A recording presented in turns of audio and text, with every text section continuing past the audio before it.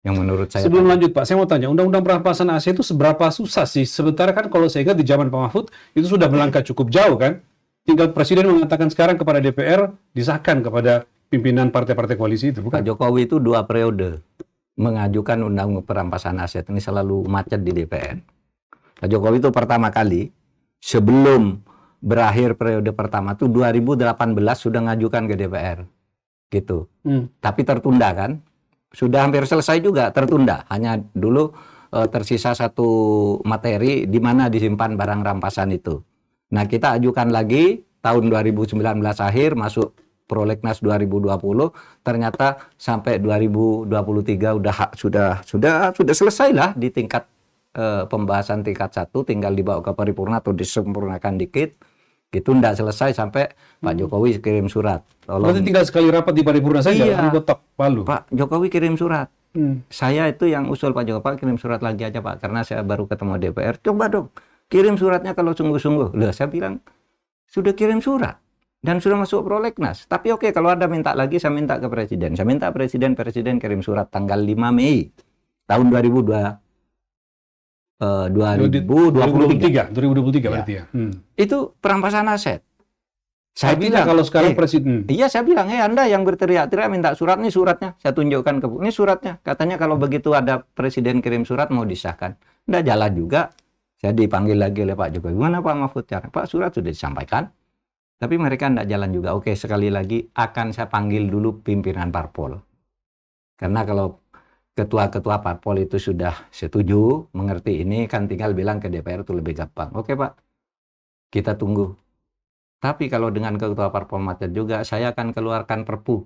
Kata Presiden nih. Tapi sampai sekarang nggak ada. Nah, tinggal sekarang Pak Prabowo ini sangat kuat sekarang. Dominasi di parlemen kan kuat sekali. Yang koalisi ke dia aja banyak. Yang tidak koalisi juga tidak beroposisi. Kan kuat banget. Tinggal minta dong. Kalau enggak saya keluarkan perpu, bisa. Bulan depan pasti disetujui. Nah, kalau ada yang berani, dia Presiden kok. Nah, misalnya itu.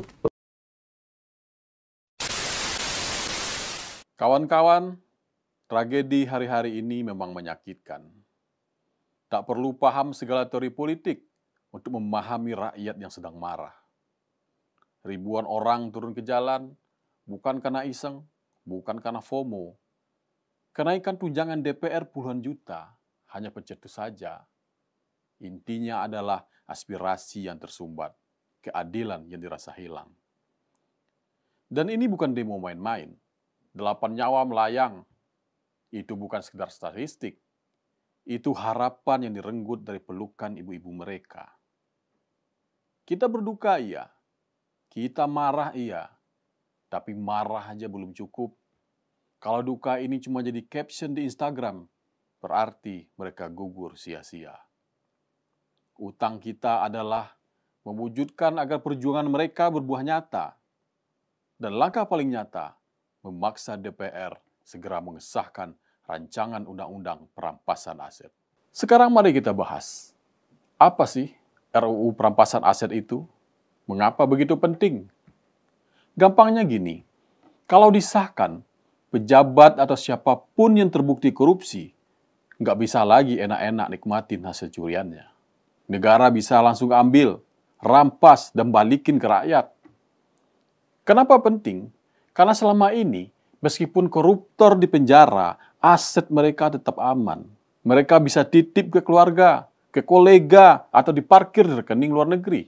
Begitu bebas, ya tinggal pesta lagi.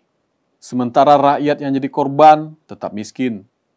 Sekolah rusak, rumah sakit nggak layak, jalan bolong di mana-mana, karena duit pembangunan udah digerogoti duluan. Jadi ini bukan soal teknis hukum. Ini soal keadilan, soal ngembaliin uang rakyat yang dirampas diam-diam. Coba lihat data dari PPATK. Tahun 2024 ada transaksi mencurigakan 1.459 triliun rupiah. Dari itu, 984 triliun rupiah diduga terkait korupsi. Itu uang siapa? Bukan uang DPR, bukan uang pejabat, itu uang rakyat. Dari pajak tukang ojek, dari keringat buruh, dari jerih payah petani.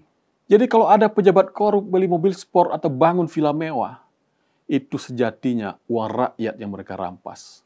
Satu mobil sport mereka bisa setara dengan ratusan desa yang nggak punya puskesmas layak. Dan jangan lupa, judi online. Transaksinya udah tembus ribuan triliun per tahun. Tapi yang balik ke rakyat, nyaris nggak ada. Kenapa? Karena sistem kita masih menunggu vonis pidana ingkrah. Kalau pelakunya kabur gimana? Pura-pura sakit gimana? Kalau kasusnya diulur sampai basi, ya wassalam, duitnya lenyap, pindah ke luar negeri. KPK dan PPATK udah berkali-kali teriak, mereka bisa lihat uangnya, tapi nggak bisa menyentuhnya. Dan di tengah data segila ini, jangan heran muncul filsafat baru dari para koruptor.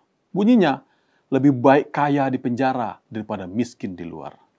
Korupsi sebanyak mungkin, masuk bui sebentar nggak masalah, keluar bui, duit haram masih menunggu untuk dinikmati, bahkan diwariskan. Di negara kita, korupsi bukan sekedar kejahatan. Lebih mirip investasi berisiko rendah, hasil tinggi. Risikonya kecil, hukum longgar, uang tetap mengalir. Dan parahnya, sistem kita seolah membiarkan filosofi itu. Tapi, kalau RUU ini jalan, ceritanya beda. Masuk penjara iya, duit dan aset disikat habis. Koruptor dimiskinkan semiskin-miskinnya. Nah, itu baru namanya efek jerah. Di luar negeri, perampasan aset udah biasa. Inggris tahun 2023-2024 berhasil memulihkan 4,8 triliun rupiah dan membekukan aset hampir 17 triliun rupiah. Caranya simpel. Ada yang curiga duit haram nongkrong di rekening, bekuin dulu urusannya nanti di pengadilan. Australia pakai sistem unexplained wealth. Kalau tiba-tiba punya Ferrari, tapi gaji resmi cuma cukup beli Avanza, ya aset itu langsung disita sampai dia bisa buktiin asal-usulnya. Intinya dunia udah ngerti. Jangan cuma buru orangnya, buru dompetnya juga. Karena koruptor, mafia, bandar judi, mereka nggak takut penjara. Yang mereka takut cuma satu, jatuh miskin. Sementara di Indonesia, RUU perampasan aset udah diajukan sejak era SBY.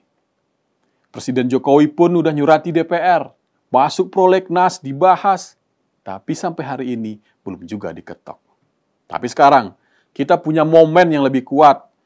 Presiden Prabowo telah menyatakan komitmennya. Ia akan membahas RUU perampasan aset bersama DPR. Bukan sekedar wacana, tapi tekad politik. Dan itu penting, karena kita tahu di Republik ini banyak rancangan undang-undang yang bagus, tapi mati muda hanya karena kekurangan kemauan politik. Tapi kali ini, harapan itu hidup lagi.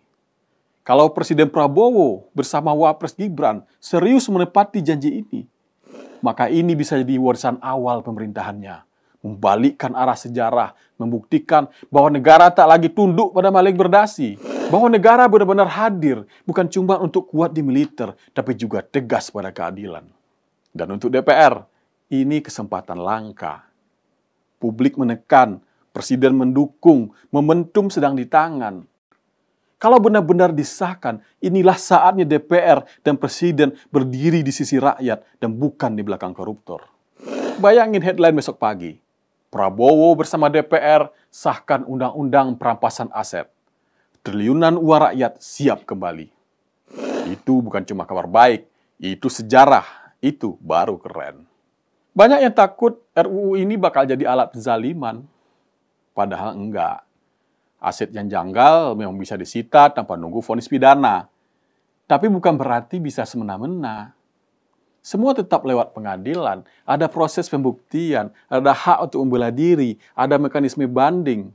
Ini bukan jalan pintas, ini jalan hukum yang adil tapi tegas. Kawan-kawan, kalau kita lihat jalanan hari ini, kita lihat wajah-wajah yang berani teriak di depan DPR, itu tandanya rakyat udah nggak percaya lagi sama janji kosong. Dan DPR bersama pemerintah harusnya sadar, demonstrasi ini bukan cuma soal tunjangan, ini soal rakyat yang nuntut balik haknya. Kita nggak butuh drama politik, kita butuh satu hal, palu sidang diketok. Rancangan undang-undang perampasan aset disahkan. Ada pepatah Jawa bilang, adigang, adigung, adiguna bakal bukan sanding diri. Siapa yang serakah dengan kuasa, dengan harta, dengan kepintarannya, akan hancur oleh keserakahannya sendiri. Dan hari ini, rakyat sudah kasih peringatan keras. Pilihan tinggal dua, mau terus jadi negara yang ramah sama maling, atau jadi bangsa yang berani mengambil kembali hak rakyat. Karena sejarah selalu mencatat, di mana keadilan gagal ditegakkan lewat hukum, rakyat akan menuntut lewat jalanan. Saya Beni Iniatullah, sampai jumpa.